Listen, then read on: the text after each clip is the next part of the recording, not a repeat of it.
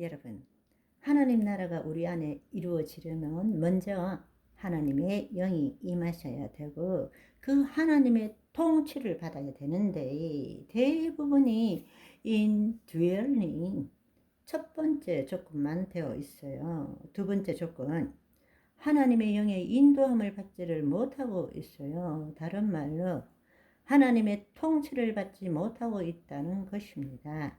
하나님의 영이 있음에도 불구하고 그분의 생명을 체험하지 못하고 여전히 내가 주체가 되어서 내가 하나님 말씀을 읽고 내 방식대로 하나님 말씀을 해석하고 내 방식대로 하나님을 위해서 거룩한 삶을 산다면 그것은 하나님의 통치함을 받지 못하게 되는 것입니다. 그래서 로마서 8장 9절에는 뭐라고 말하는가 하면 누구든지 그리스도의 영이 없으면 그리스도의 사람이 아니니라.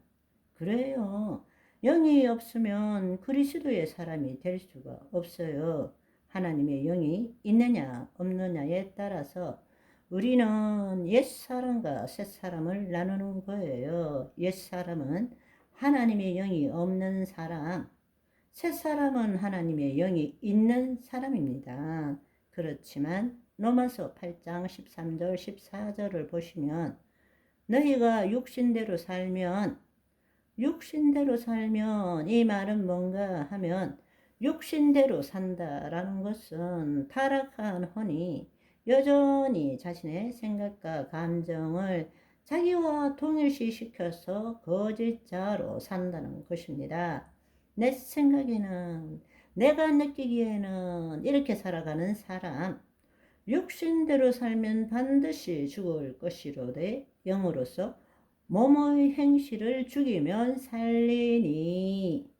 영으로서 몸의 행실을 죽인다는 것은 다른 말로 하나님의 영으로 인도함을 받는 사람, 그 사람이 하나님의 아들, 자녀라고 불림을 받을 수 있다라는 이야기예요. 그런데 오늘날 모두가 그리스도인이지만 신자는 많고 자녀는 조금밖에 안 된다. 그렇다라는 이야기입니다. 그것은 교회에서 무슨 봉사를 하고 어떤 일을 하고 내가 어떤 선한 일을 하고와는 아무런 상관이 없어요. 내가 높은 지위에 있거나 낮은 지위에 있거나 많은 일을 하거나 적은 일을 하거나 아무 상관이 없어요.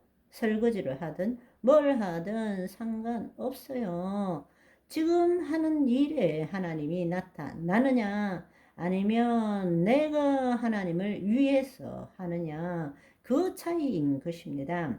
하나님이 나를 통치하시고 그분이 나를 통해 나타나느냐 아니면 내가 하나님을 위해서 일하느냐 그 차이라는 것입니다. 그래서 청함을 받은 자는 많지만 택함을 입은 자는 적다고 말하는 것입니다. 여러분, 어느 쪽 삶을 살고 있습니까?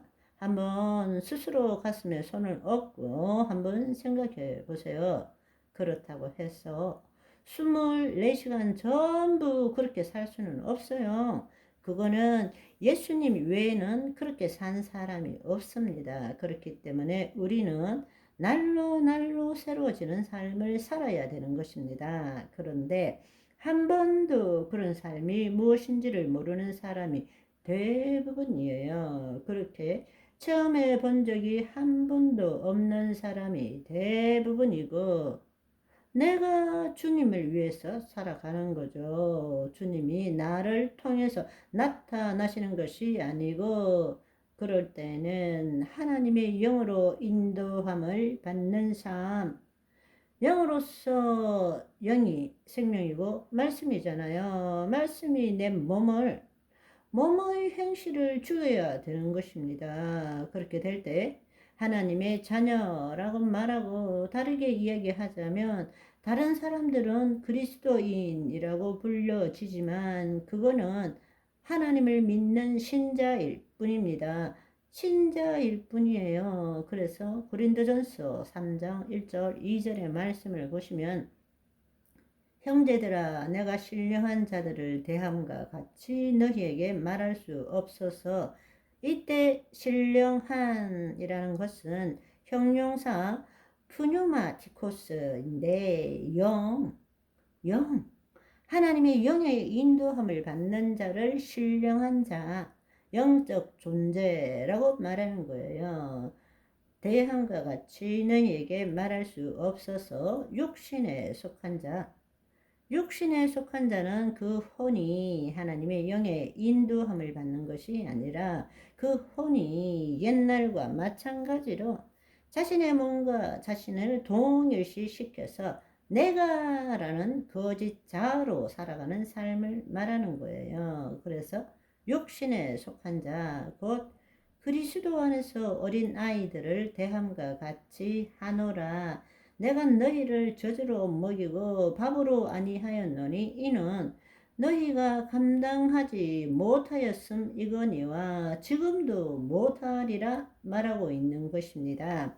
그런데 대부분이 지금 육신에 속한 자, 육신에 속한 자로 살아가고 있는 것입니다. 신령한 자가 되어야 되는데 오늘 이 시간 이후로부터 이제 이 육신으로 살아가는 자를 혼의 개념으로, 혼이 하나님의 영 안에 있어서 하나님의 영의 인도함을 받는지, 혼이 몸과 동일시 시켜서 몸의 종로를 하는지에 따라서 그것을 속사람과 겉사람이라고 불러요. 우리의 혼이 육신의 몸의 종로로 해서 이 육체의 욕심을 이루는 것이 아니라 성령을 따라 행함으로 하나님의 뜻이 이루어지도록 해야 되는 것입니다. 그러니까 우리 안에는 혼을 사이에 두고 날마다 싸움이 일어나는 거예요. 그걸 가지고 속 사람과 겉 사람의 싸움이라고 부릅니다. 그래서 우리가 점점점 성령의 인도함을 받을 때에 겉 사람은 후패하지만 속 사람은 날로 날로 새로워지게 되는 것입니다. 아멘. 오늘은 여기까지. 바이바이.